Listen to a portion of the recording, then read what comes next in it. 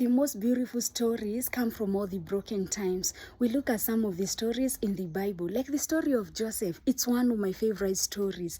Like Joseph came out of his father's house when he was 17. He was thrown into the pit. He was taken into Potiphar's house. He was thrown into the prison. And then later, when he was 30 years old, God launched him to become the governor of Egypt. Like you can see, behind closed doors for 13 years, God was using him. He went through the most broken times of his life. That is why I'm telling you, imagine God used all those things, like him being thrown into the prison, going to the pit, going to Potiphar's house, being accused. But imagine later on, God used all those stories. He cooked them, like he stirred it up, and then he made it to become such an amazing and such a beautiful story. Whenever I'm at my wit's end, I normally read the story of Joseph, and I'm like, if Joseph went all through these hells in his life, but later on God glorified himself with him. Even me, I know the storms and the struggles I'm going through today, God will use them for my good. You see it in the book of Romans chapter 8 verse 28. The Bible says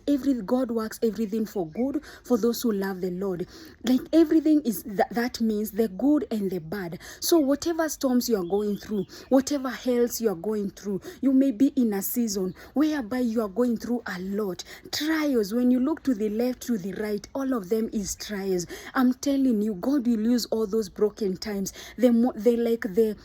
the crying nights, like the painful days which you normally ask, where is God? I'm telling you, me, I'm a living testimony, and I normally testify that because there is God in heaven who have used some of my pains to make such a beautiful story out of my life. Even if I'm not where I want to be in life, but right now I can look back and say, for sure, I thought that pain was going to kill me, but God used that pain for me to launch me into another season and to another milestone into my life. So what I want to encourage you today, be like Joseph. Despite being thrown into the pit, you may not be thrown into the pit, but all the trials and all the temptations you're going through today, I'm telling you, right now you can never understand. You know, when you have so many tears in your eyes, they normally block you from seeing what God is doing. Sometimes heaven is so silent until you're like, God, did you forget me? Am I living on my own in this life? But no, those are just silent moments. I love the song of Kambua which normally say, kila kilio kina machozi, kila kilio, kila chozi lina mali nini. Or that song ya Hakawi. I love it so much